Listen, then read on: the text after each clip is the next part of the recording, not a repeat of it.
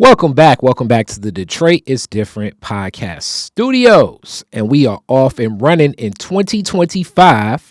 And in this 2025, if you're really not hip to the way we're communicating, to all of the tools of how we get messaging out, it's definitely through devices like these and whatnot. It definitely is through the realm of digital. And then today I have somebody that is like all the way in when it comes to connecting with messaging through digital to the point where it's digital communications is what she does, but it's really with a spin of knowing a little bit in the development and software and also knowing like that premise of y'all know how much I talk about my marketing background with degrees and stuff, but public relations as well. You put both of those in together and you create a family of something. Gale Henderson, how are you today? I'm doing well. Thanks for asking. How about yourself? All is cool. All is cool. See, that's the PR right there. Usually people just get going with it. I know it's a conversation, so we got to have some dialogue. See, you see that? You see that? You see that? All right. So, and we start this conversation like we always do.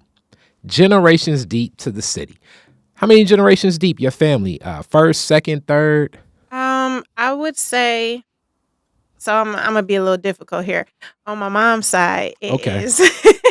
There we go. On my mom's side, I am third generation. Okay. Yeah, they came up. My grandfather came up from Alabama, and so did my grandmother.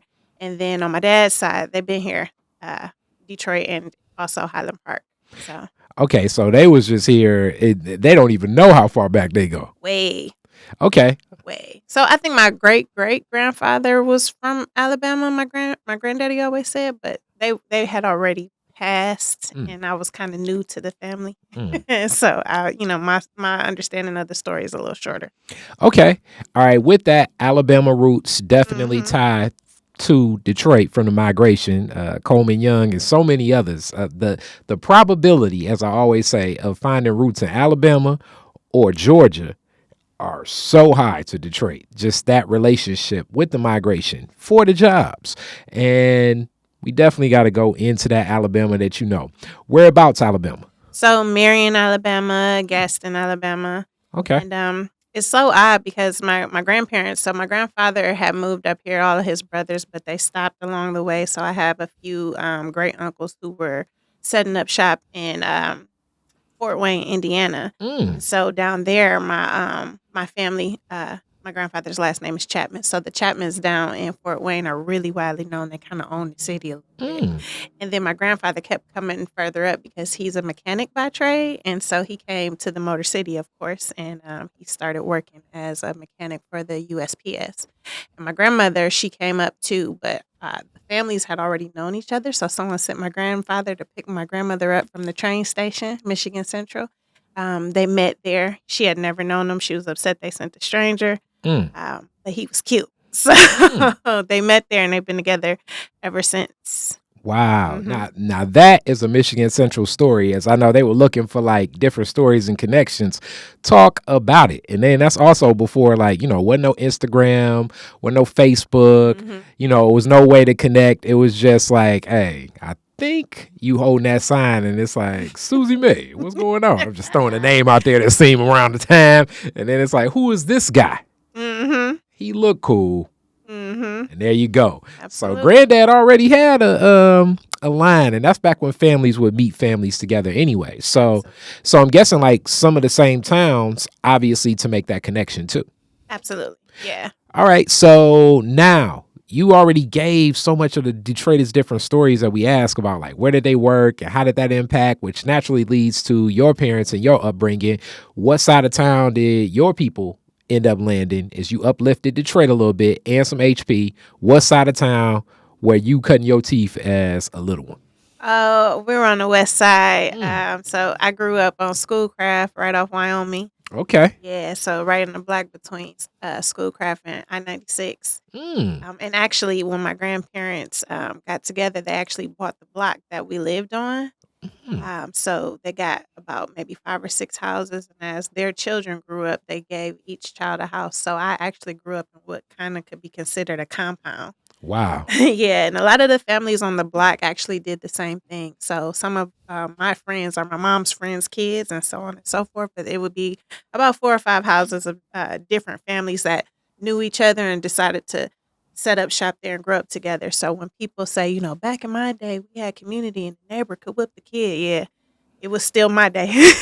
We were still doing that back then. That was you. Yeah. All right. And you talk about that footprint. That is a unique community. Shout out to Kim Shirobi and everything she's doing with the Burwood House. I think of that as that neighborhood, or the Absolutely. footprint I think most people would know is Dabo. So when you think of Dabo, that's kind of part of that, but it is one of those neighborhoods that people kind of know who's over there. Yeah, they know who's over there. You go over there. I can stop at the gas station now and they still know who I am. They used to tell my mama when I skipped school and everything. So Oh, man. I actually grew up 2 blocks away from Burwood. So yeah. Okay, so you familiar with all the work that's going on over there. Yeah, and it was really cool because my father, his family, my grandparents actually, after they left Highland Park, bought a house on Puritan, and they raised my father and my uncle there. And we just sold the house when they passed. Wow. So my grandparents on my father's side actually owned about 3 gas stations up and down Finkel. So one on Finkel, Wyoming, one on dang, they would be so upset with me. Okay, so let's unpack a little bit of that community in that neighborhood. Is that's also one of those, like, what do I call it? Like, that's one of those neighborhoods where I think a lot of the kids go to McKenzie, but it's also you kind of have some other schooling options depending upon where you want to go. It could stretch, but I'd assume the neighborhood school would be McKenzie. And that neighborhood, and what do you remember it coming up, especially if your family kind of was so entrenched to like owning so much of the block? What was it like as a kid? So it was interesting for me. So McKenzie was a neighborhood school for where I grew up off Schoolcraft, absolutely. But again, kind of doing things just a little bit differently. I went to Cass. Mm-hmm. Those 2 type of people in this world. Here we go. Them and- CTs. Amen. I love it. You know it, 2nd to none. Mm-hmm. And so for me, it was a little bit of a legacy thing. My mom went there, her sisters went there, my little sisters went there, our cousins went there. Right now, our kids Go there too. yeah. So, but growing up there was interesting. So when my mother was pregnant with me, she brought me home to that house that my grandfather gave some of the family. But then she got married and we moved to Southfield for a little bit. So by the time I came back, once, their marriage kind of dissolved a little bit, it was different for me. Like all the rest of my family was still there. And I came back to the house that my mom brought me home to when she gave birth to me. But growing up was a little difficult because I was the light-skinned girl with long hair. And if you see my sisters, they're even lighter, even longer hair. And, we just, I think because my grandparents owned so much of the block and everything, and it was still an impoverished area just slightly. So, there was that sentiment of, you got something we don't. It was kind of tough, right? It was kind of tough. I had to kind of sharpen my teeth again and kind of get my hood credibility back. I had a lot of fights. I could see that. And are we talking like what era? Like, is this like mid 90s, late 90s, early 2000s, later 2000s? What era in like blocks? So it's crazy because while me and my sisters lived in Southfield with my mom, we would still, visit Schoolcraft probably like 2-3 times a week because my family is real communal. Right there. Obviously. Yeah. Right. So I knew everybody. But by the time we moved, I was in middle school. So like late 90s, early 2000s. Yeah. And a lot of things were definitely happening when we really look at Detroit, and the argument for what happened with the deindustrialization. It's just a reality. This was so many people came here for an industry that just still exists, but nothing like the almost 2 million people that came here before. And it's a lot of those communities that really took the hit of that because so many of the houses. So I could see definitely being connected to a family that's looked at as, having more. Some of the differences is even young people determine what's happening in and around life at the time. Absolutely. But I think the conception too is, especially for children, because I think shout out to my parents and even my friends' parents on the block. They made it look easy. They made it look like we had way more than we did. We didn't have much either. You know what I'm saying? Like, my grandparents just knew what to do with the little bit that they did have. And I guess, it's just growing pains. Over time, me and the kids on the block and, everybody became cool. We still kind of kick it to this day. Some of my homies from back then are still my friends now. Some of our families still connect. But it was growing pains. So what I will say is that we came together on a lot of things. I remember one time somebody stole my bike off the porch. Oh man, Yeah, and bike stolen. yeah, It's happened to us all. absolutely. And the people down the street, my uncles, who were like the neighborhood mechanics, so you come to my driveway and get your car fixed because my granddaddy had passed down that knowledge to my uncles. Right? They knew whose it was because of how many people were just so communal in that area, so they brought it back. And so, like it was kind of like the haves and the have-nots, but they also had a level of respect for one another still. And that's the thing that I don't like when people try and typecast Detroit and Detroiters is like, it's just, you're like, yeah, we rough and tumble, you get a little gritty here, you got to, but at the same time, we hold each other down, right? So no different than anywhere else. You're going to have growing pains, but you still got a deep level of love. I love the way that you just framed that. And when you talk about that, even communities like mine, which Lord knows, when most people come, like the studio you're looking at, when people look at my block, they be like, yo, that's here. It's like, yes, man, because I know these people. But it's a different arc I'm seeing because I've been here for so long and understand more of the story and the context of it. And in understanding the story and the context, knowing that it's platforms like this where I am so happy for you to share your story and so many others that add that context and layer so people can know that, like, okay, there are some tougher realities of how certain people see this story, but there also is so much more context in the community that does exist, as you even talk about so much family that is over there. And I definitely, that leads to what is it like being in a community with so many of like the uncles and the grandparents? Just what do you think that provided? Here's the key asset is we in my old grandma's house now. What do you think that provided your mother having so much family and raising children? I think that's exactly why we moved back. So like I said, my family is very communal. Even with my great uncles and my grandparents' brothers who stayed in Indiana, they had their own compound, like all of their backyards backed up to one another.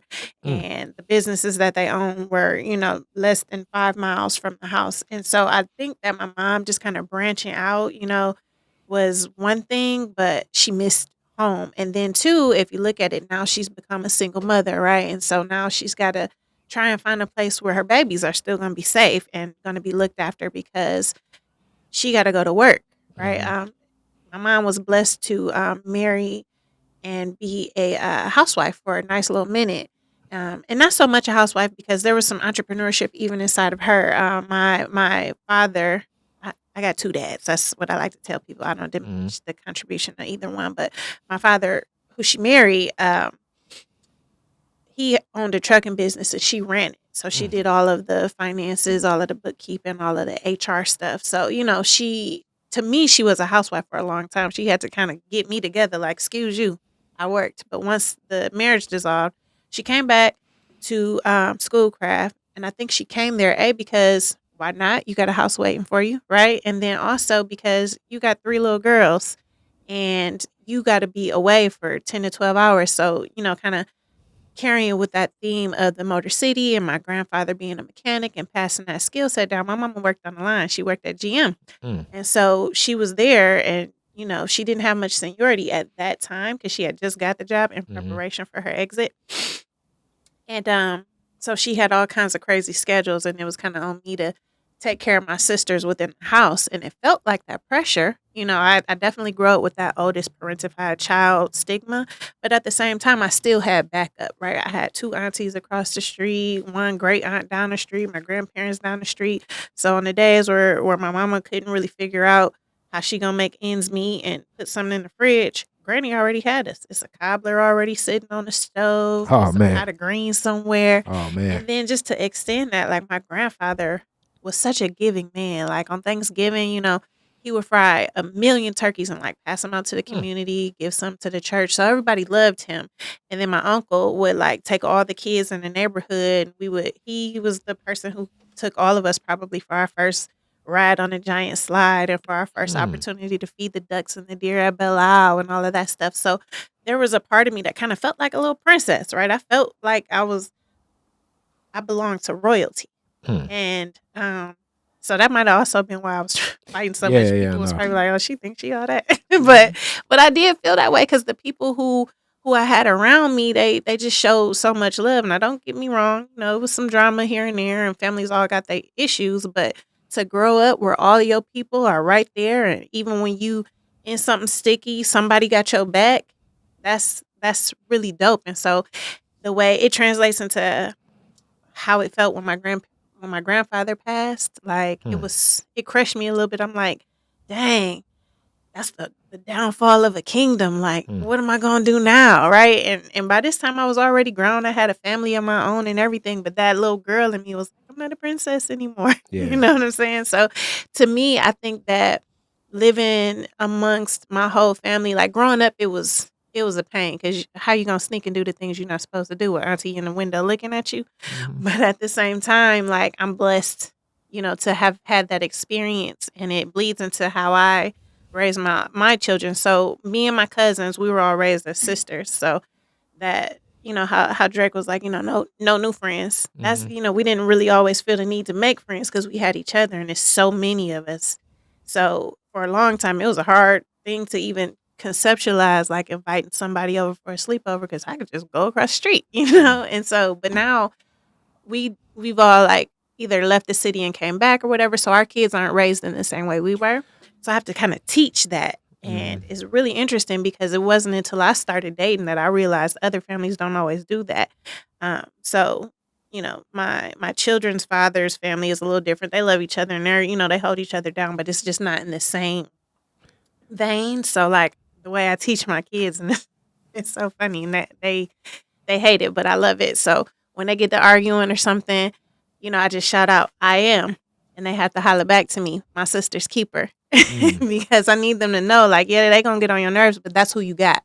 This is who's supposed to have you in a hard time when you need to come home and reset your life. That's who's gonna have your back. So you need to understand you are her keeper. You're not responsible for everything that she do, all the wrongs or whatever, but these are your people. This is how you start community. And so I holler that out, I am, and then they already know they doing something wrong, so they be like, "Oh, my sister's keeper," Mm. and then I go, "On gang," and they be like, "Yeah, gang, gang." So I try and put that back into them. I just think that teaching them that lesson don't have to be hard. It could also be comical, and then it also takes the bite out of me too, because sometimes as a parent they do stuff that drives you crazy, and you don't always want to holler and be the mean parent. Because sometimes punishing a kid means punishing you. I might have had a plan, and now you done killed the vibes because you done did something bad. But if I do that, if I teach them like that, then it makes me laugh because I know they hate it and because I know where it's coming from, New Jack City. So Mhm. it's like I am my brother's keeper, and so and it's funny because a lot of my friends from the hood they call me G Money. So I so was I was gonna say the parental lessons from Dutta Man and G Money. I'm just messing with it, hey, but listen, you got to get it how you live. I love how you just connected a lot of that from the lens of really seeing that relationship and that bond. Hmm. And you also knocked out so many of the other questions about learning where you were at in the arc of connecting with your sisters. So you were the oldest. Yes. So you were first on the set. First on the scene. Hmm. And it gets me. So I had to learn how to cook real early. Oh man, Because were you good early? Or it was like I was good enough where they ate it. That's good listen, food. They ate it. So we started out, my mom started me out with these cute little like bag meals, they might have like a quesadilla in the bag or something. Mhm. She's like, all you gotta do is really heat this shit. Mm. Excuse me, this stuff up, right? Oh, you can. Okay. This is a grown up discussion if you want it to be. Yeah, she like, all you gotta do is heat this shit up. Toss it in a skillet a little bit. The chicken is pre-cooked, it's just frozen. The peppers are already cut. All you gotta do is melt the cheese, right? Mhm. Once she seen I could actually handle the stove, then all of a sudden the instructions came on sticky notes in the mirror in the bathroom. So I'm brushing my teeth in the morning like, wait a minute, do that say gravy? Oh from man. scratch. This Oh. woman is nuts. She must be out her fucking mind. She Oh. inhaling some fumes over there in GM, and they got her nuts. Mhm. And so, my first couple of attempts at like baked chicken and stuff, my cousins or my sisters was looking at me like, we about to go to Burwood and get a slice of Hilarious. pizza. Hilarious. It's $1, so you go ahead with your chicken. But I essentially found my way, and now I actually did the turkey for Thanksgiving this year. And so, I can imagine. I'm mean in the kitchen now, but it took me a little bit of a start. But yeah, so I was like 11 or 12 cooking for my two little sisters and sometimes one of my cousins across the street. And I had to make sure everybody's homework was done, so mine had to be done before I even came home from school. So I'm skipping lunch, or I'm in one of my other classes doing third hours homework or whatever the case may be. And I come home, make sure my little sisters got their homework done, make sure they cleaning up. So like still to this day, low key, that kind of, it's hard for me to, I have to work at being a sister instead of a parent. And so that's been kind of difficult, but we getting there. And so I always joke and say I got two sets of kids. I got my two little sisters and then my two daughters. And the crazier thing is my daughters actually, they look like my sister's kids.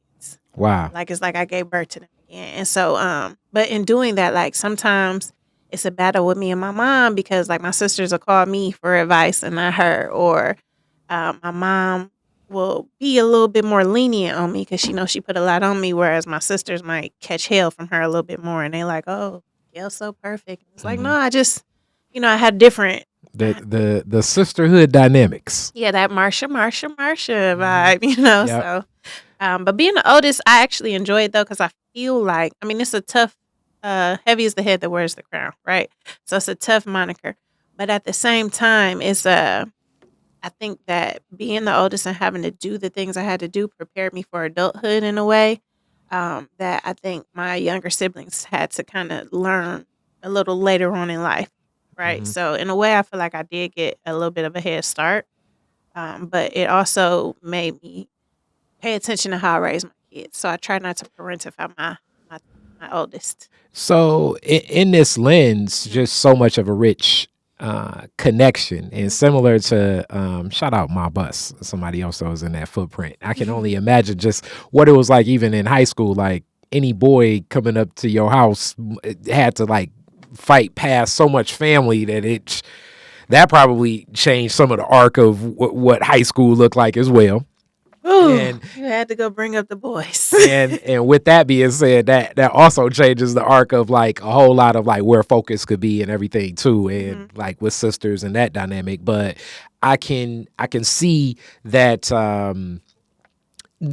uplifting family and that impact of the role family played functionally for you, and even seeing from that patriarch of your grandfather and that connection with your grandmother and what that set for the block and that vision of seeing things through, as you said, making the most of what was there, provided a lot of assets for the family to connect with and grow from. Absolutely. And then so seeing that was, I think that taught me, it's not a lot of men in like my mother's generation.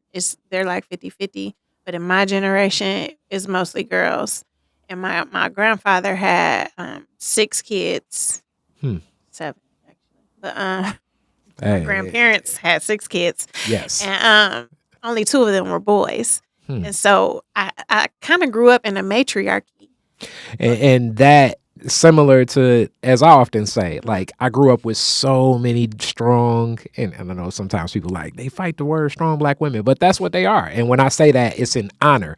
Strong, wonderful, beautiful black women. I got like, when I was having songs about it, but it also provides arcs of life of like seeing things from different ways. The older I get, I can still reflect on stuff from back in the day, like, now that makes sense. That makes sense. I had a similar epiphany. So right now, after years of being Black girl corporate world, I work for myself. My company is called Marie Consulting and Solutions. Congratulations. Thank you very much. And I've been doing this entrepreneurship thing for about 15 years, but last year was my first year solely depending on nothing but entrepreneurship. And when I did that, I had to take a pause for the cause because they tell you, entrepreneurship is not a straight line to success. It's going to do all these dips and everything. And so in one of them valleys, I was like, this shit is nuts. What drugs was I on? Because this is crazy. I need to go ahead and apply to a few jobs. And then I had to look at it because I really wanted to know, like, what possessed me to do something like that. And then I looked back at my roots and like I shared with you, and this is why I did so. Both both my grandparents on my dad's side, like I said, they owned a couple of gas stations, and Hmm. they employed my uncle and my dad. So for a long time, they worked for themselves, right? Mm. Then my grandmother, even though she was she was a nurse for a little bit, but then she was predominantly a stay at home mom. She would use some of the money that my grandfather had and buy different houses, right? Before they bought like this compound where we all grew up, she had bought a few houses. Well, one house on Boston, over in Boston Edison Mhm. district. And the sad thing about that was they had just she bought it, and I don't know how that worked because back in her day you couldn't women couldn't really do much on their own, but because she was married, she did have a little bit of a leg up. But what happened was somebody sold her the house, but they didn't, right? So she Mhm. paid all this money like she bought the house, but they kept the deed or something strange like that. So it wasn't really hers at the end of it all. After all the Mhm. legal dust settled, it wasn't hers, and so she kind of got gypped. But there was that entrepreneurial spirit, and then that's kind of where they ended up diverting and buying the block over there on Schoolcraft. So it took her mindset to do that, right? And then I'm looking at my mom, right?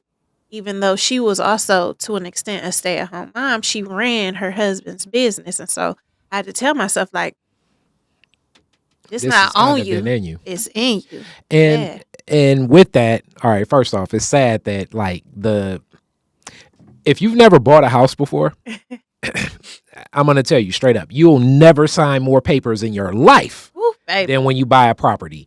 And with that being said, to this day, back then, as most of these deeds, even to this day, say colored people can't own property, still in Wayne County, and definitely for women, what those blocks were. And just even if not, like it's a lot of it's a lot of discussions going and a lot of parties that come together between the realtors, between the assessors and the appraisers, and it can be a whirlwind. And the number one thing that seems to always be pushing is you can buy it. We just need a little bit more money, and this is a great deal. That's Yeah. how I think every real estate deal is put together. And it can be some of the smartest people on earth can be taken advantage of because that's just how real estate can work. Not saying that it happens to everyone, but it can definitely be that depending upon the deal. So being that shows the tenacity and also the drive and the kind of chip on the shoulder. I like your grandma for saying, oh, you ain't gonna play me like a sucker. I'm about to get in this game no matter what. And we're gonna go to a Period. neighborhood where we know a whole lot more of the things going on the block to move forward with it. And that moves you into your business journey. And before we go there, I always just want to, now we can kind of fast forward through this, but after high school, where were you at with things? And kind of where were you at in work that led you straight to entrepreneurship? So after high school, the crazy thing is I went to CAS, right? And people look at CAS as like those are the kids who's going somewhere, like they know what they're doing and they got a plan. And I did not, Mm. right? I went to CAS, I got good grades, I did what I was supposed to do for the most part, but I had no idea what I wanted to do, and Hmm. I had no idea what school I even wanted to go to for college. I just knew I had to go. Yeah. And so I didn't really I applied to two schools, Hmm. right? One of them at the time, Harvard was doing this thing where they were letting letting the poor people get a foot in the door, right? So if you were in a certain income bracket and all of these indicators of destitution were there, then they would allow you to apply and so on and so forth. But even through that whole program, and I don't know if this is the reality for like our rich white counterparts on how they have to get in, but we had to um, interview with Supreme Court justice and all kinds of things. But the only thing I could think of, because no one had came to the hood and talked to us about the potential and the support and the legacy and the trajectory that going to a Ivy League school could provide, right? All I know is it's Harvard. Ain't nothing but white people there. I live in Detroit on Schoolcraft. Only time you see a white person there is if they come in there for something they shouldn't be, some illicit activity, right? Yeah, or the police possibly. Yeah, or the police. A or B. Yeah, and so possibly A and B. My bad. and even though I was fortunate enough throughout high school, I did work, but I worked at a law firm, right? And so even though I worked in the legal sector in the business district downtown Detroit, I worked for a black law firm, right? What law firm? Greer and Copeland, that later transitioned to Greer, Copeland and Williams. Okay. Yeah. So shout out. Yeah. And so it gave me again some of the foresight for being a businesswoman, learning how to handle files and file motions and do billing and just watching them run their business. It was already cultivating the seed that had been planted by my roots, right? By my parents and my grandparents. But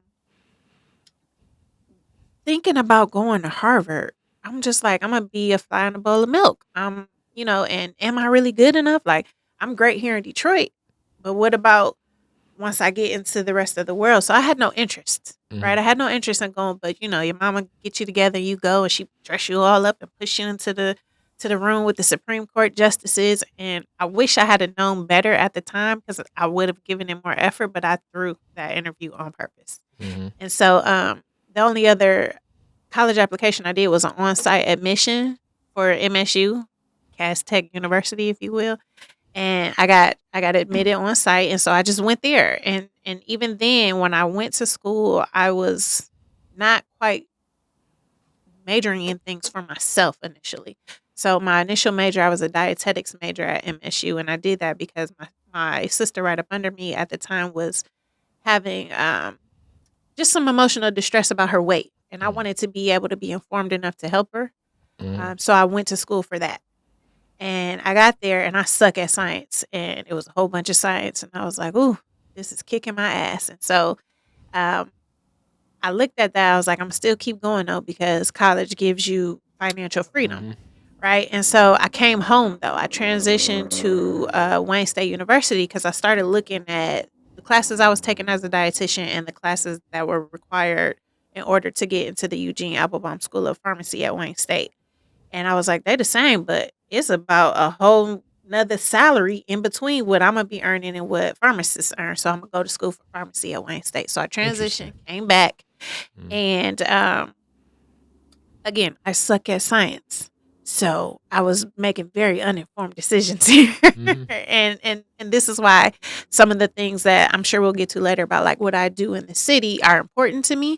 But no one was talking to me about like how to make those decisions to set up the rest of your life. So I ended up like majoring in pharmacy, majoring in engineering, and I finally settled in on journalism, because the one thing that kind of gave me a sense of catharticism, so a sense of therapy, like what was good for me to release, was writing. I'm a writer. I used to write poetry. I used to write prose. I just used to write just to write. And so my mom was just like, Gale, just go to school for English. And I was like, ain't nobody, what am I do? Write a book, And so, because again, I'm not informed about like what the opportunities are out there. So I don't even know, like, I don't understand my talents. I was like, I could have been a straight A student, but I was one of those students who, shoot, if no effort got me a B, why would I try? I think a lot in your story, and it echoes in so many young people, especially I think in that age range, I would say maybe 15 to about 25 even, of where that footing is. So some of it I do believe is what you're looking for.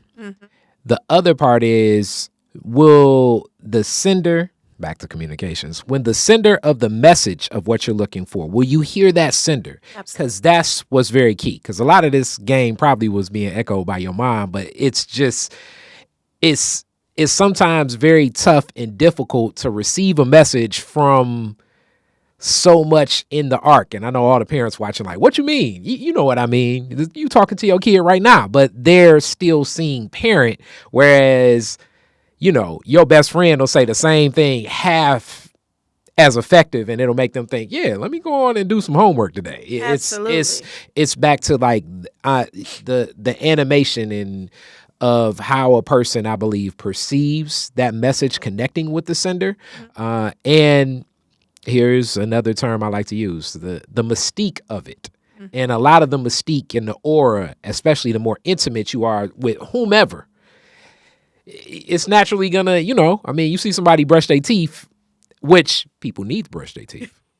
It changes the way you know what I'm saying? It's just like, if you woke up every day and saw, like, I don't know who we look to as like being brilliant. You know what I'm saying? If we saw Malcolm X brushing his teeth, putting on deodorant, and then the next day he just gave that speech, it's gonna hit, but it's gonna hit with other messages and other things. And you see him getting ready for breakfast, and you see, Betty Shabazz telling him, "Hey, you could have did this better." And you see him, like, working through the speech. That's different than him approaching the podium and delivering that speech. Absolutely. And hence that sender of that message and the framing of it, especially today through these devices, play so much of a role. But even back then, like how you could have received that message, and then furthermore, back to the belief in you and building confidence at every level of life. Even right now, I'm 42, and building confidence at 42 looks so much different even than 41. 42 today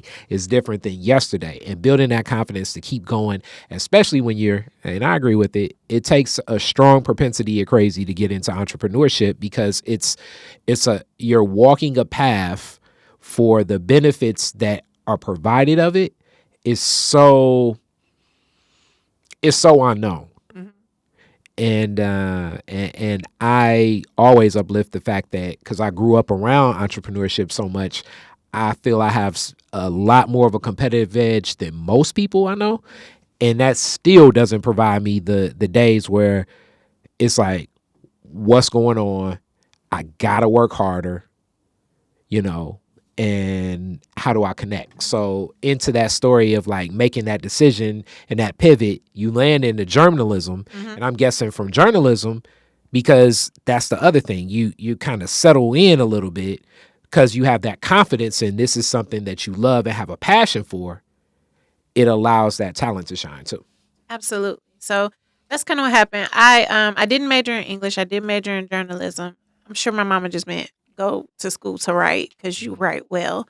But I went in and I did my thing, and I didn't have the confidence that I thought was necessary for journalism at the time, because we in school I had a concentration in broadcast, so I was on camera a lot. And back then I was a shy girl, like I didn't want to be on camera. I don't know how I look, and I know it's hard for a lot of people to believe because they see me, the light skin, the long hair, and on and on and on, and they already start to characterize me as privileged through pretty.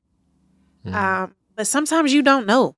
You don't, you see you and all your flaws, right? So I'm like, I don't want to be on camera, and what am I going to say? And I don't like the sound of my voice. And so that was kind of difficult for me. But then I started to like watch the people who were coming to the university to speak. And I'm like, oh, one of them was like a director of communications at some corporate business. And the way that she walked in was just, it was commanding so much energy. She just felt like a boss bitch to me. So I was like, that's what I want to do.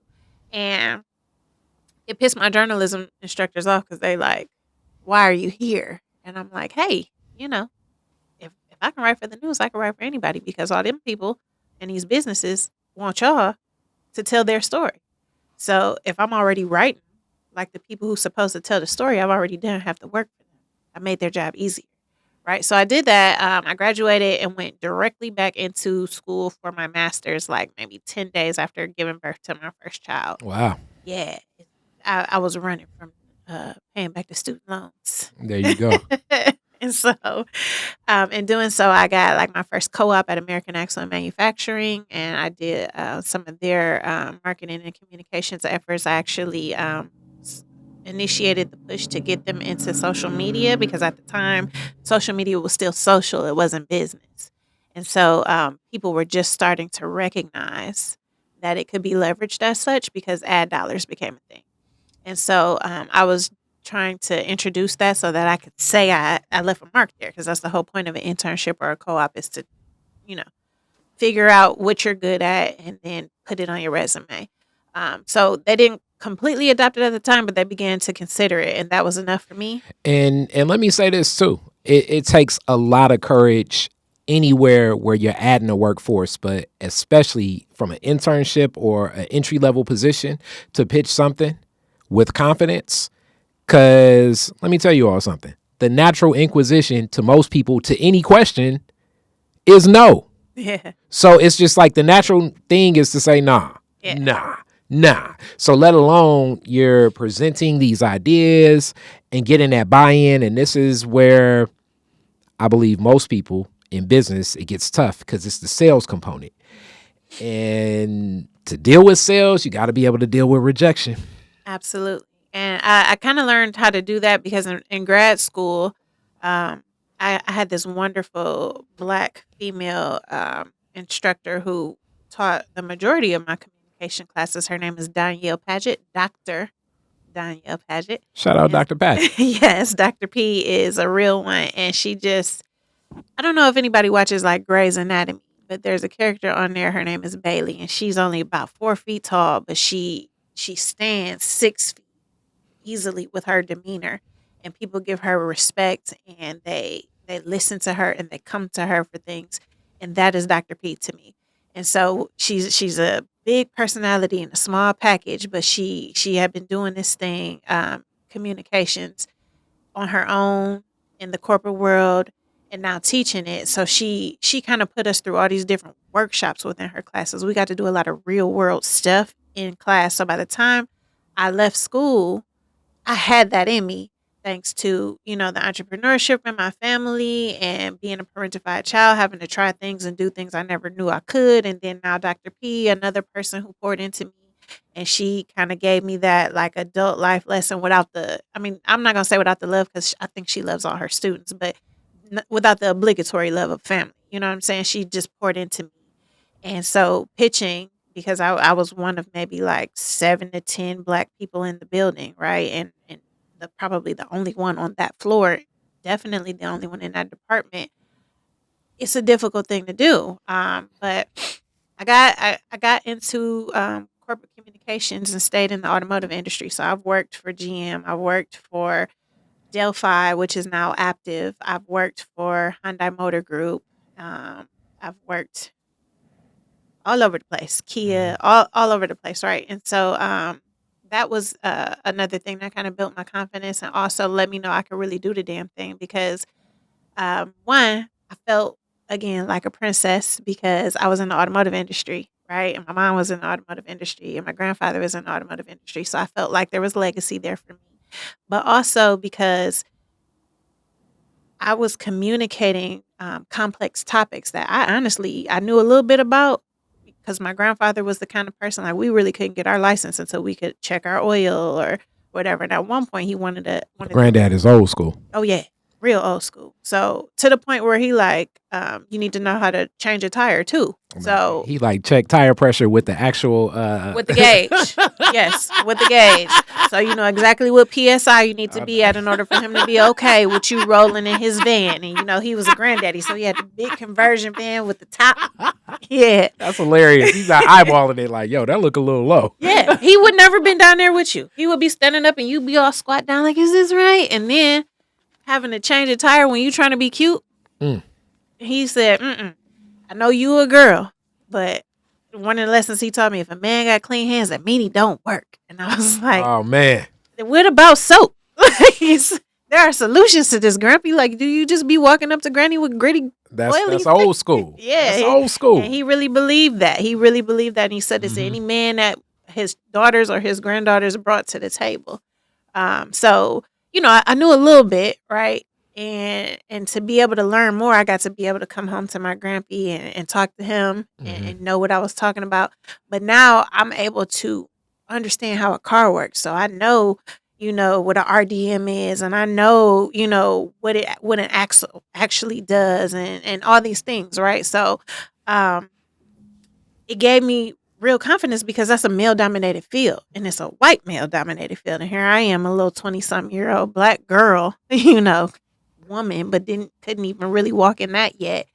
And I was able to really communicate and then walk in these spaces. The charity previews at the auto show, the Society of Automotive Engineers, the Consumer Electronics Show.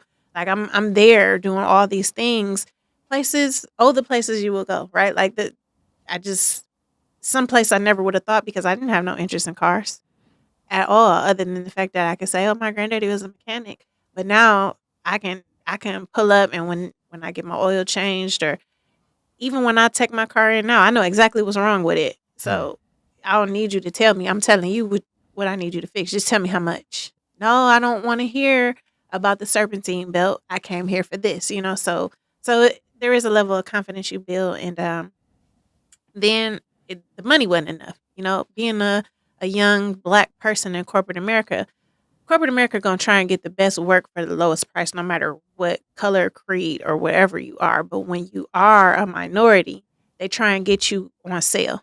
They try and get you at a discount, right? And so I had to start telling myself that because I was mad at first, like, oh, like they trying to play me because I'm black, because I'm a girl, and part of that is true, right? But the other part is when I go to the store, when I go to the mall, when I go to the grocery store, I want to sell too. I'm gonna try and talk me up a discount too. So that's what they trying to do when they're not paying you what you want. I, I I want to put a pin in that for a moment, Mm-hmm. just to talk about some of that arc Mm-hmm. in corporate spaces, as Mm-hmm. I'm a Walsh College guy. Yeah. So many people I went to school with were from that corporate lens, professors as well. Mm-hmm. And yes, I do agree that it could be looked at as taking advantage or exploiting. Absolutely. And really, we're getting into the term classic business question, Mm-hmm. value proposition. Absolutely. And what's the value that, quote unquote, you're bringing to the table? This kind of goes into arcs and the pageantry, I love that term, of what corporate America offers usually puts a overperceived value, and it's a known fact, meaning that people know that it's like, if I don't know, let's just say I'm Big Motors, Kari Frazier, and I'm as large as, let's just say, I'm as large as Tesla. That's a classic example right now. I know the benefit of the value that you having that Tesla on your resume means.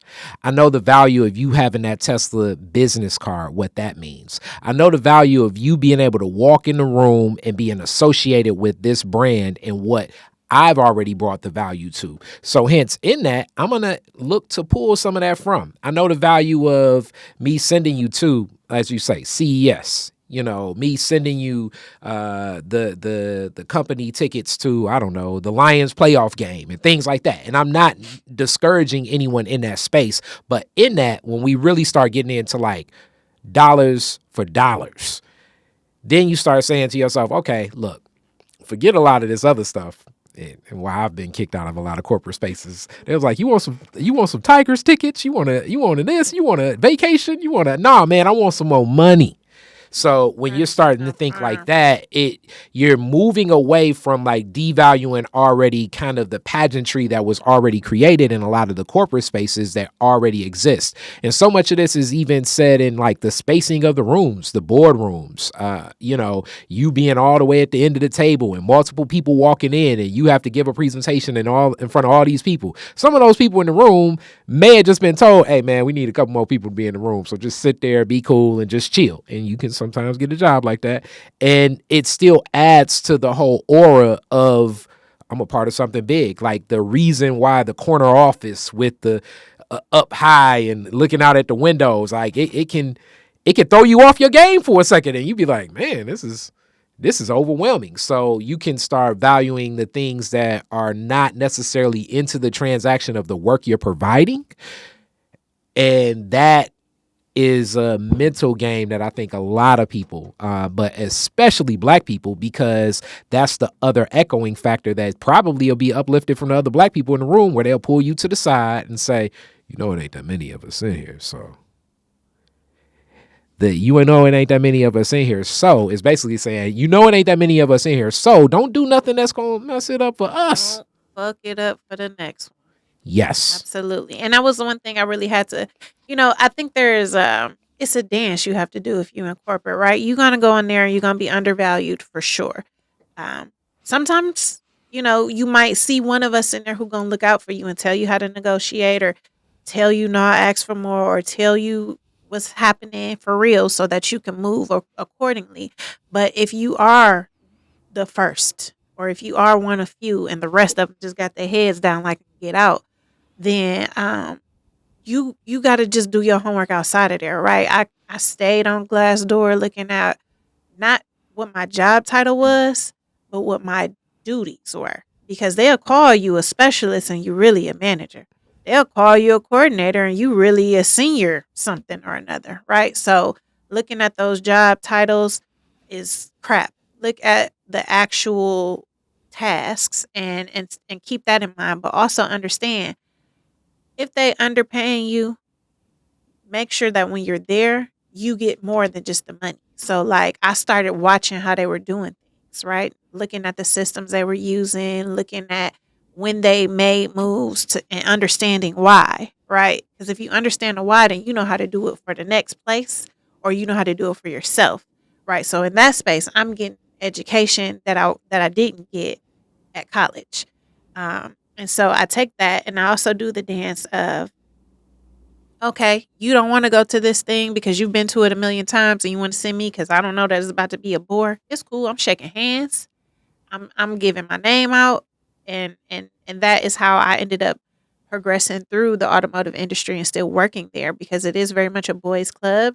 The marketing, PR, and communications section has a few women in it, but it's still very much so a boys club. But when they know your name and when they remember your face and when they see you in those rooms, they think you're supposed to be there, even though someone sent you because they didn't want to go.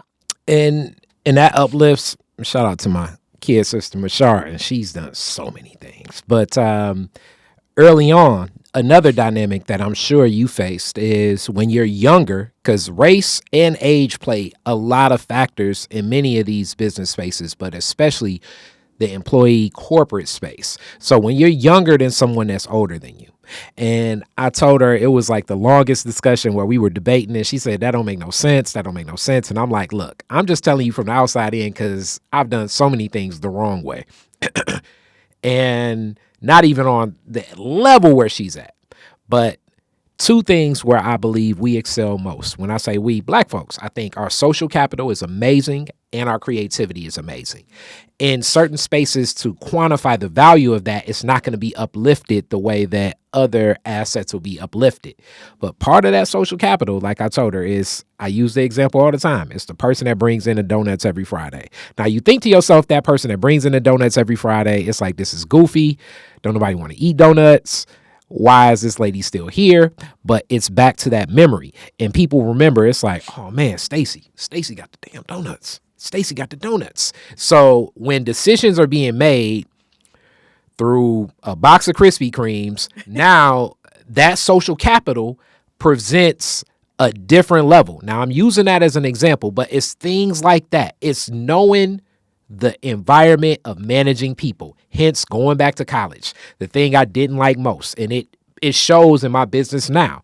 The team projects. I'm telling all the little homies I know in college now, I know you hate the team project, but how you approach that team project in college, meaning like, nah, I'm going to do all the work and whatever, that's going to be real life business. If you can learn how to get productivity from some of the people that are least productive and work in that group, that's going to be a skill set that now when decisions are being made, you'll really be able to set the table, and hence tapping into that social capital of pulling the value out of something when it's not as seen directly.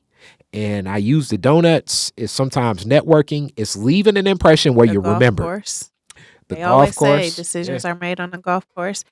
So definitely that. So I had to start looking. And don't get me wrong, I continue to be pissed about the money. Oh, I don't think that. Yeah, that doesn't change. It's just your approach to how you approach it. Yeah, this is what got me through my work day. It's like, okay, what can I learn today, or what can I use And so around 2015, I started my own business alongside a young lady who was in grad school with me. Her name was Ryan Foster. Shout out to her. She's still a homie to this day. That's what's And up. then one of my cousins who also went into mass media and communications and at the time worked at Boeing. Her name is Christian Chapman. Mm. We came together and we started Confab PR, so shortened for Confabulations, which is just social conversation. And so we use that as the name for our business because we wanted to make sure that it spoke to what we did, right? And that's we were confabulating on behalf of different businesses, and so we started working with small businesses in Detroit. And our very first client was Detroit Vegan Soul. Yeah. Shout out Kirsten and them. Love Yeah, it. yeah, Mhm. and it was really dope because what we didn't know at the time that we went after them was that Kirsten is actually she has a background in communications. She got more than a background. She was Yeah, doing it politically. yeah, And she's doing her Erica. big one. Yeah, they both were. Yeah. Mhm. And so what trust, what support when I'm paying someone to do something I already know how to do, right? So Mhm. shout out to them just because they gave some young Black girls a chance, and I appreciated that. And then I think our second client was Jasmine Barmore, who currently is a newscaster.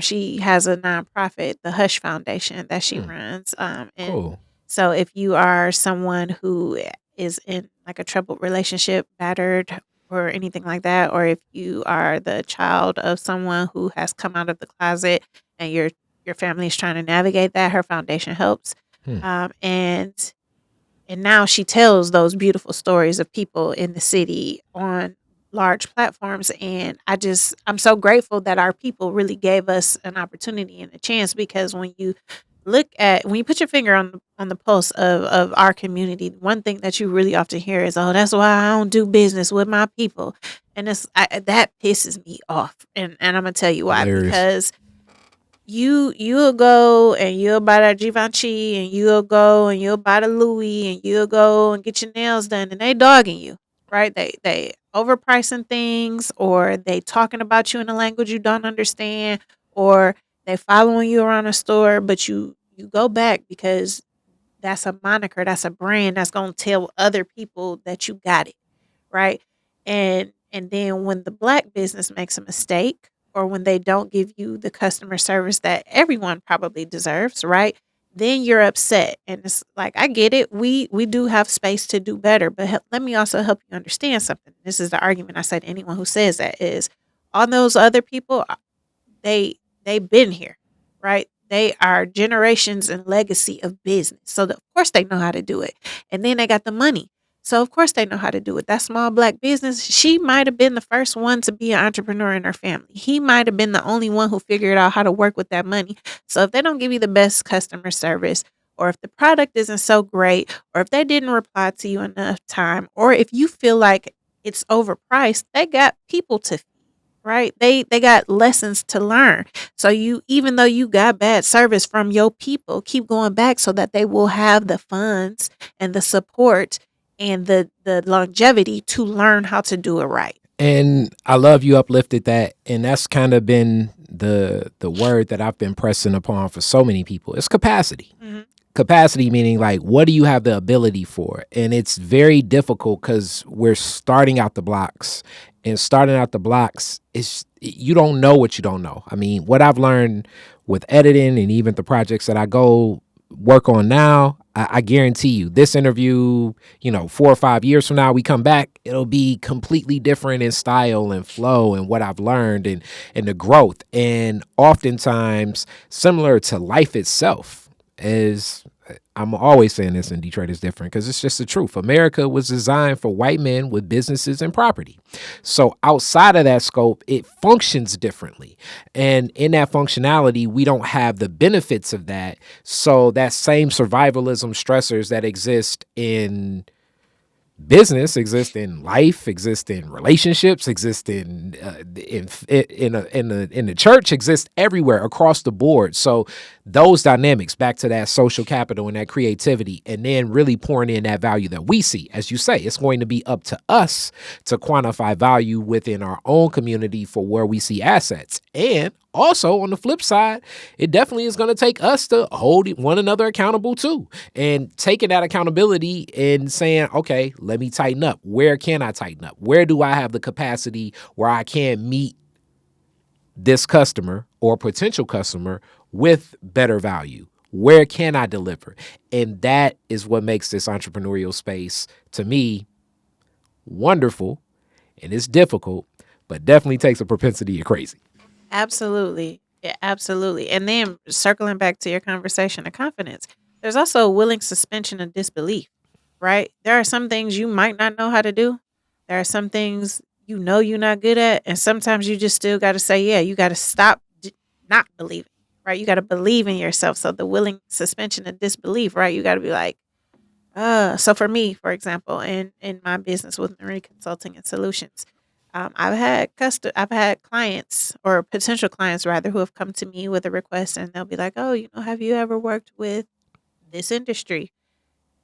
Sometimes I'm honest and sometimes I'm not. Sometimes I'm like, "Yeah," because Mhm. if that's the barrier to entry, I'm busting that door down because I know that I can do it for this, and the tools still apply here. I just got to tweak them a little bit, right?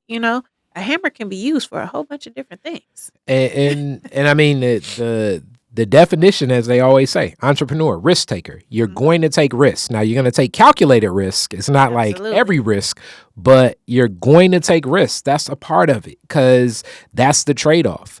So your business today, I know a little bit just from the pregame conversation how you're into this digital space and still the calm space. How did that connection happen? I'm glad you asked. So, I've been in my head while we've been having this conversation. I've been wrestling with how authentic I'm about to be, and I think I'm gonna just go ahead and keep it a buck. So, I I typically tell a lot of people, and this is still there is some truth to this, but I typically tell a lot of people, I saw this gap between um, communications and stakeholder relations and digital tools, right? Wait, let me break that down. You just talked about a lot of business concepts and terms, and I like giving the Detroit is different thing. I'm always talking about stakeholders. Those are the people that take stake in whatever you're doing, That right? part. So this world of PR and communications and messaging, really what it is how everyday people receive messaging, you know. And Lord knows, I had almost everybody in my family. Like I say, it's a lot of black women in my family that was just so angry with me over this. The man that got reelected as president, as angry as it makes people, if you drive through the nation and you look at the way he delivers a message, most people in communications will say, damn, it bothers me. But that's a message that a lot of people in America, as much as it's a lie, it hits and it connects. Absolutely. So in a lot of this digital space, it's the same thing. It's like, how do you hit people where they understand it? And how does it grasp it? Because a lot of these more technical concepts, as much as yes, there is more technology being produced every day, and I'd still say probably ever since the beginning of time, but what we acknowledge is technology all the time. The functionality of how we use it is really going to be most set up for whatever a person can grab and hold on to. That part. So, and don't get me wrong, there is a gap there. I did recognize it. Mhm. At the time, I didn't know how to fill it, but I had started working through that. But the real, and I have not told very many people this, but the real deal is I lost my job. I got fired, right? Mm. And I truly and honestly believe that I worked at this large firm. I won't say what one, but I worked at one. You were there. I was there, and I was one of maybe 2 or 3 people with a post-secondary degree, Hmm. and I was trying to get into, different teams within that organization to do things that really, spoke to my talents and things that I could do, um, and I wasn't being let in the door, right? And I wasn't mad about it, at this time, I had a big callus on my skin. I was thick skin. I wasn't Hmm. tripping, I'm like corporate America, whatever. That's what my business is for. I can do what I want to do there, right? This is to feed my family, but that's to feed my spirit. right? And so I started noticing at that point that things were a little shaky, and I really believe that race played a role in letting me go. Were there things I could have done to do better? Absolutely, but um, I've seen worse, and they still there, right? And so that being said, I think that she blackballed me. So it took me, I was trying to work in my field, but still within the city. She's still there, and she's still very connected in the city. But I think that she blackballed me, so I couldn't get a job for a long time, and I was like, well, I need to reinvent myself. And so I applied to this software development bootcamp called Grand Circus. It was being sponsored by Facebook at the time, so I got a full ride scholarship to do that. It cost almost as much as grad school. It cost like 10 racks, $10,000. And so I went. I got a scholarship for it. By the time I was done, I could program anything, right? So I might as well have went to computer science school somewhere, so I could program anything. And my first job out of there, I worked for this nonprofit. It's called Journey, and it's ran by Richard Grundy. He's the CEO, um, and it's an amazing program. So it is a STEM enrichment program for youth. So they teach, I want to say, third through 12th graders how to code. So I worked there, and now they're a client of mine. I collaborate with them on a million different things. But I started off as a code instructor there, and I was teaching little kids HTML and CSS. And then I dusted off my JavaScript because I know HTML, CSS, Java, JavaScript, SQL. I know a lot of different software development, computer programming skills and languages, and I dusted off my JavaScript, and United Way of Southeastern Michigan is one of Journey's partners, and so we put on this fellowship over the pandemic. So I was teaching a fellowship of high school students how to learn JavaScript, and then they built a app for United Way called the Find Your Future app, alongside one of my instructor counterparts. His name is Eddie Talifero. He actually runs his own software development um, Company. company now. Thank you.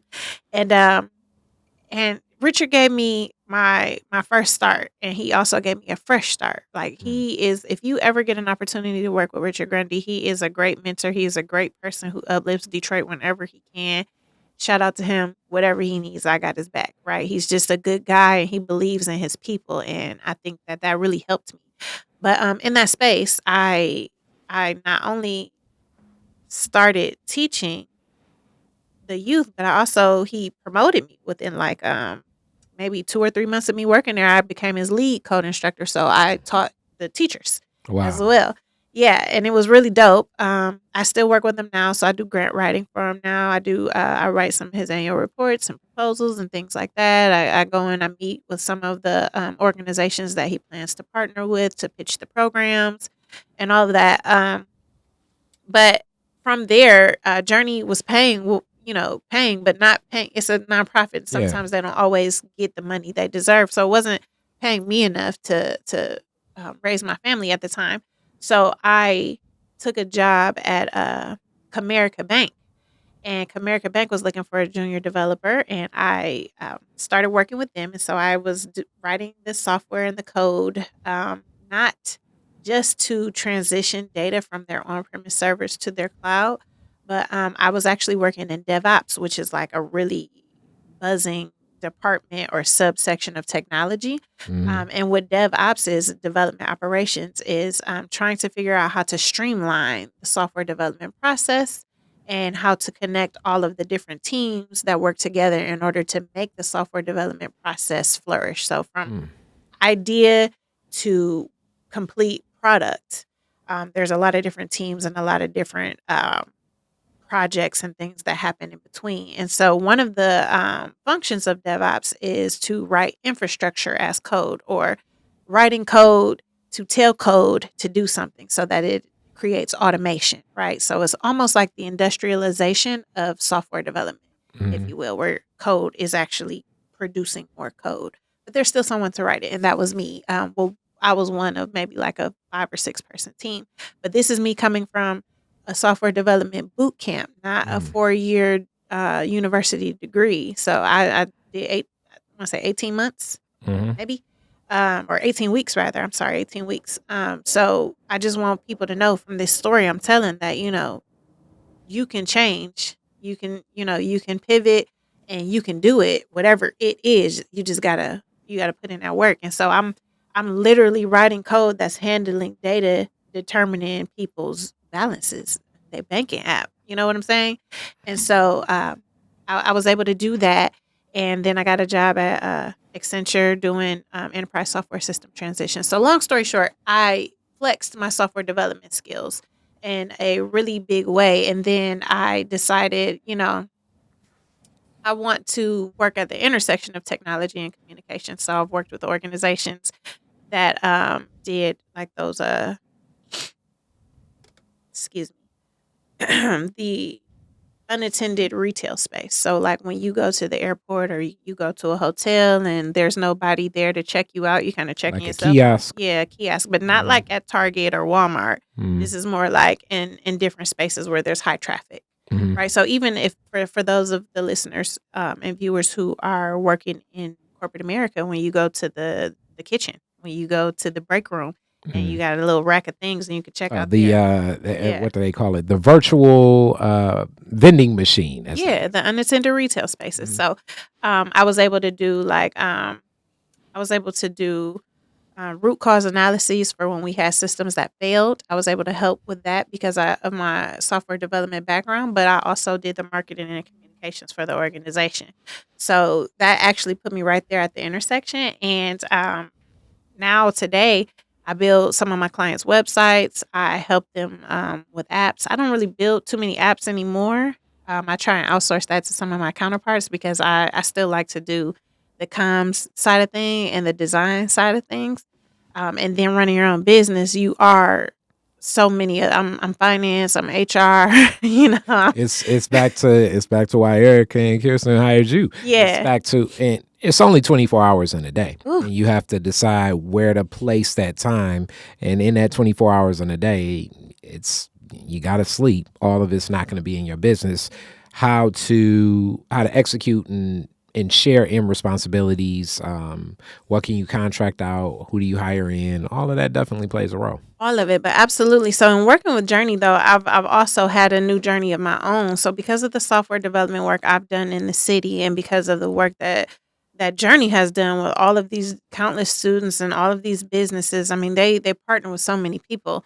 I've been able to do great things. So Apple has invited me for an all expense paid trip to come to their community education initiative, Leadership and Learning Academy, where they find and identify different people within the tech industry and marginalized areas, bring them to their spaces to teach them more technology and teach them about some of their. So I've actually seen some tech that Apple is developing that's not out yet, right? And I've got to play with it, and I've got to give feedback on what they should tweak and change. And all of that was because of my work in this space, right? And then same with Google. I got another all expense paid trip to go out to California and attend their IO, which is where they kind of reveal some of their upcoming technology for the year and give us like first looks and opportunity to play with that first. So I've done that. And then Afrotech, I got so I'm part of the Google Tech Equity Collective, which is Google's DEI initiative to make sure marginalized people are also part of the tech conversation and tech space. And so I got another all expense paid trip to go to Afrotech, which is like your Coachella for tech, right? I wasn't able to attend that, and it broke my heart. But I was ill at the time, so I had a surgery lined up, and then my mom also fell ill, so I had to stay here. But to be welcomed, and not on my dollar, and not through some corporate entity, but because of the work that I did in my community with people who were like minded, who wanted to uplift the community. And it's really important to know because right now, like there are these organizations who put their finger on the pulse of the tech industry and kind of commentate, if you will, on its viability. And so One of those organizations is called Startup Genome. Startup Genome has estimated that Detroit is up and coming um, tech industry for global tech industry for startups, and it will soon be worth $9.6 billion.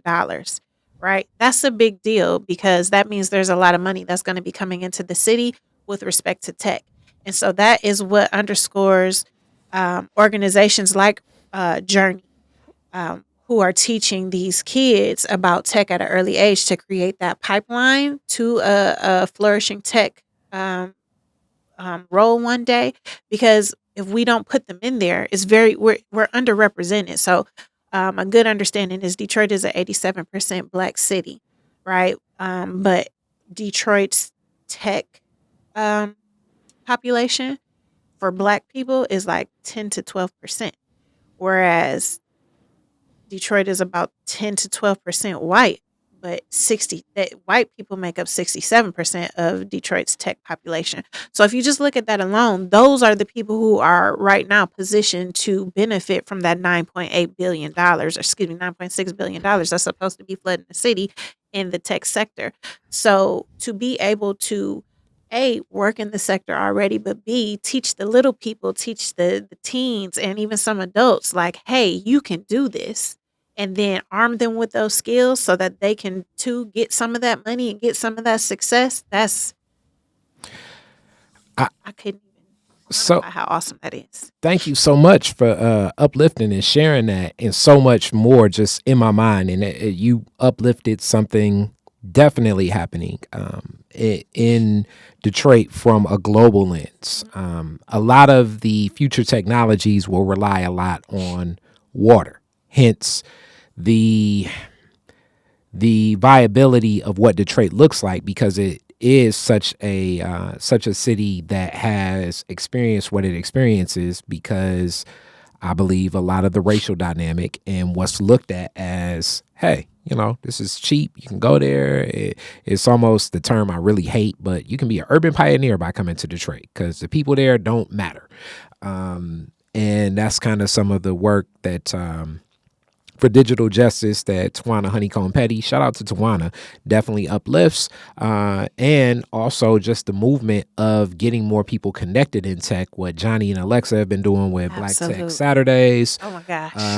And how they spoke on it when they were here and everything. And Tawana even spoke on it. We have to be very mindful about what's coming here and making sure that whatever industry comes to Detroit is embracing the city and the culture that does exist. If you compare to, I don't know how many of you all have been to San Francisco anytime soon, but what's happened to Oakland and the impact of what that industry has done, still in a black city, very much. Oakland and Detroit, as I say, that's like the West Coast cousin of Detroit. And what's happened there and how things have happened there. I would definitely not want to see them happen here. And certain signs look like it can go one or two ways, but the work you're doing, informing and empowering a lot of young people where they even have that awareness, whether they want to get in this game or not, they have the awareness of what's happening around them, because it's so much happening. I mean, the policy conference, this will air after the Detroit policy conference that's happening. This year's whole theme is innovation. And as that's running at innovation, you talk about the statistics fresh off of State of Black Detroit, the throes of poverty that exist in the city of Detroit is real. It's still, fresh off the census numbers for the past 2020, 2025, there's still about 12% of people that are making about $12,000 a year here. The average income's about $35,000 a year. And even when they talk about affordable housing and things like that, it's a lot of decisions that could be made and opportunity. So definitely knowing that someone that is from a community, from this neighborhood, in that soil, engaged in this industry, really can have that understanding where it won't be so dismissed, and really understand the culture of the city to know how things need to connect, which that's the other advantage that I think a lot of people in tech don't have, is you have a communication skill set, because many people really kind of find their way to tech because they're more what we would say traditionally introverted people.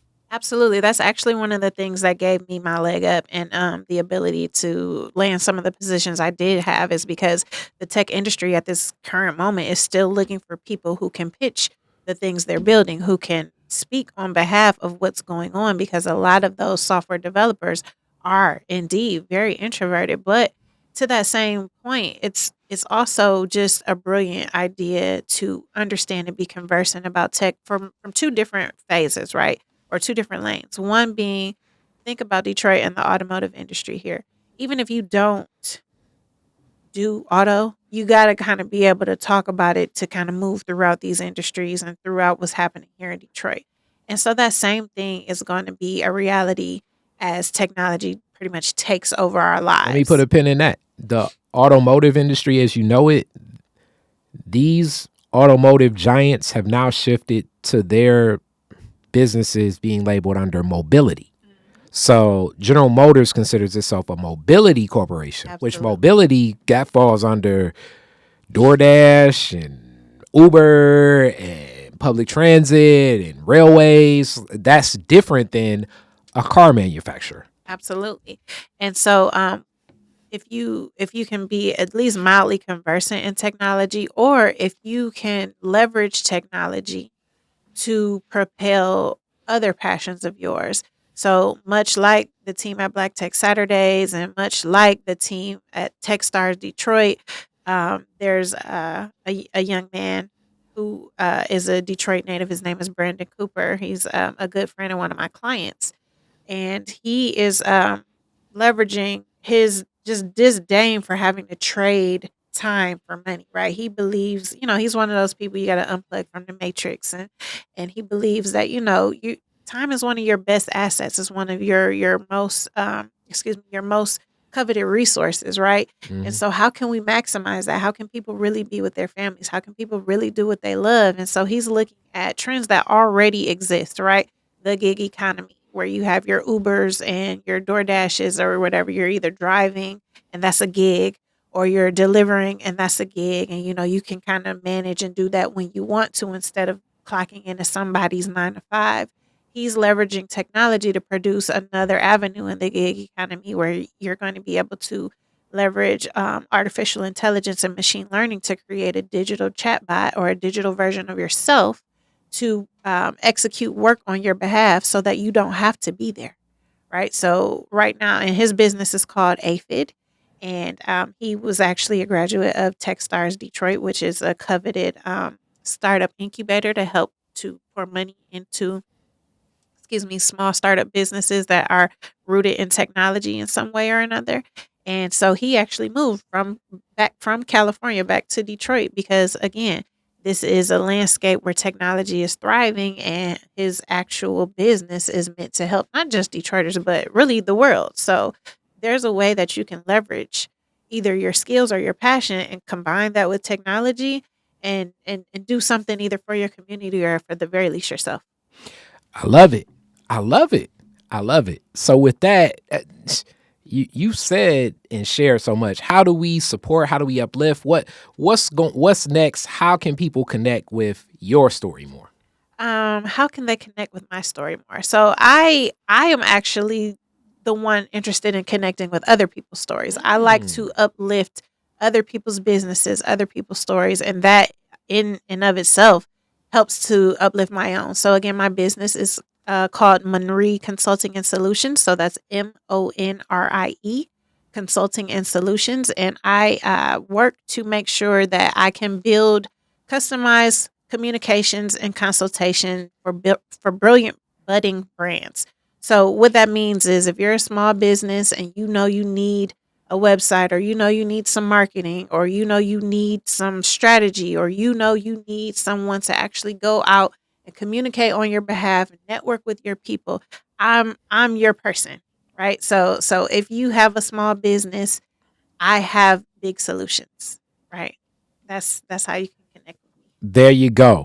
I love it. I love it. So as we get to that, and I know you got to have an answer for this one. Classic Detroit is different questions. Mm-hmm. Very first car, year, make, and model. Year you got it. Okay. My very first car was geez, this is gonna be kind of funny. It is a 1998 Pontiac Grand Am. Okay. I got it. I want to say 2005. It cost me $1,500, There you go. and I drove it for all of like 15 days. Hey, sometimes $100 a day. You was rolling. No more bus stop for Nope. folks, as they say. Nope. All right, so what color was it? What you name it? Did you even get a chance to name the I vehicle? didn't even get a chance to get a good feel for it because, so like I said, I grew up on Schoolcraft, and the two gas stations right there. My mama was cool with one of them, and this, back then gas stations were also auto shops, right? Mm-hmm. And so she had been going and buying her cigarettes and her lottery ticket and talking to the guy, and the guy had a car in there, and she like, that's my baby's car. We're gonna save that for my baby, and he really did save it for me. Sold it to her for $1,500. And like I said, I might have got 2 weeks out of it. So I didn't get to name it. I really didn't get a good feel for it at all. But then I turned around and I just, again, I had to put some faith in my abilities to continue to pay bills. So the one car that I really look at as my true first car was actually a 2003 Pontiac Grand Prix. And that was gold. And I named her Goldie Pre Chapman. Hilarious. Pre. Yeah, that was her nickname. Like in the hood, everybody, you got Pookie, Nana, Ray Ray, Hilarious. TT, Pre, all right. Where's the first place you went with Goldie?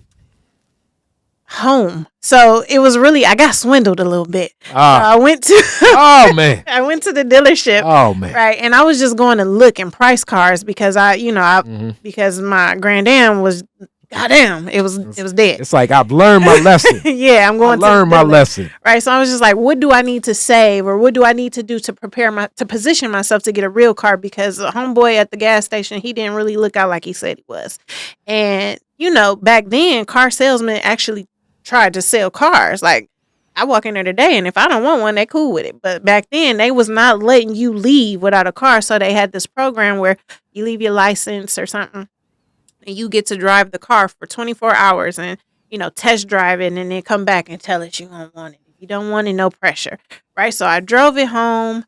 I sat in the driveway for a minute. I was still living with my mama. I had moved back home from school, from MSU to my mom's house for a minute. And I was like, Mom, they done gave me this car. I'm so scared to go anywhere because if I crash it, like, then it's mine, right? And she's like, well, you ain't crashed yet. And I was like, no, but it's the dealer's car. And she was like, well, why did you take it? And I was like, that man made it so hard to say no. But I went back and I was like, I'm going to just keep it because I need to get around. And this one fits me really well. And it did this cool thing. I'm a girly girl, but I'm also like kind of a tomboy at heart. So I'm like, most of my friends are male, and I'm just straight off Schoolcraft for real. So like, I got the car, and then I went and got sounds. I put I put 2 12s in my back. Oh my man. Trunk. You know what I'm saying? I had the Pioneer pop off. Oh. A couple of tweeters. Like I freaked out a little bit, and I would always ride around to. It wasn't timely, but I rode around the Tupac, Ambitious as a Writer. That's always been my jam, right? But it just got a good thump. That's a when I get my car, this is what I'm playing song. I love it. Yeah, I love it. So I got that. And the thing I liked about Goldie is at the time it had a feature where the faster you went, the volume automatically increased. So riding up 96 and a Grand Prix, and if you don't know, a Grand Prix is considered a race car. Considered. So, well, I mean, it's no, it's no Corvette. No. And so you can tell I got a loyalty to GM. But hilarious. But so I would be up 96 because I moved out to Garden City for a minute because my first apartment was only $550, 2 bedrooms, heat and water included. There you go. So there you go. I went out where the money was stretched, and so I would blast up 96, and Ambitious as a Writer would just be going, and so that was my favorite thing about Goldie. Ain't that something? Yeah. I love that story. All right, second one. Mm-hmm. You're the DJ at the end of the fireworks at Woodward and Jefferson. You get to play 2 songs. What songs you playing? Oh. Why you do this to me? What 2 songs am I playing?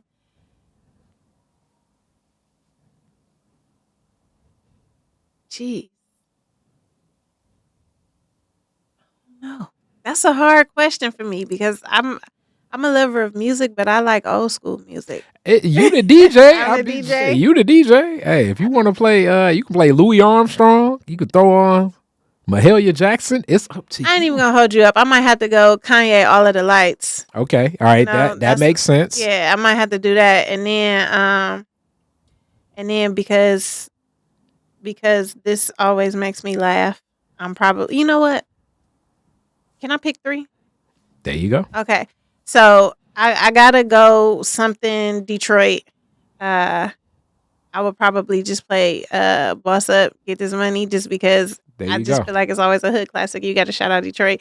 And yes, I'm taking it old school. I know it's a lot of great Detroit artists out right now, but that one just takes me back to my club days when I was a teenager. And then I would probably play It's Time to Go to get everybody out. Oh, man. Yeah, they got to go. Okay. Well, there you go. You really like a DJ because DJs definitely play that song. Yeah. And that's, because downtown we getting a bad rap around fireworks time. So it's like, come on, everybody, get out of here. Show them we can leave nicely. Please. Okay. All right. Last question. Okay. You can rename Woodward after one Detroiter. Who would it be and why? Me. Can I name it after myself or I got to pick somebody else? No, it's up to you. Why? Because I want to leave a mark on my city. I want to leave a legacy. And sometimes, I feel like the work I'm doing is big, but it gets it makes small noise. And so I want people to know I was here and I love this city. And so I would name it after me. Gale Henderson Ave. I'm with it. Thank you so much. We're going to call it Chapman Ave. Chapman Ave. Yeah, I got to give it to my granddaddy. I told you I felt like a princess. Okay, hey. Yeah. Chapman Ave. It's them Chapmans. Yeah. There we go. Absolutely. With that being said, thank you so much. Thank you. Peace. Detroit is Different is where you get information, artistry, history, music, and even comedy. Detroit is Different, a home for the culture of Detroit. Visit online at DetroitisDifferent.com today.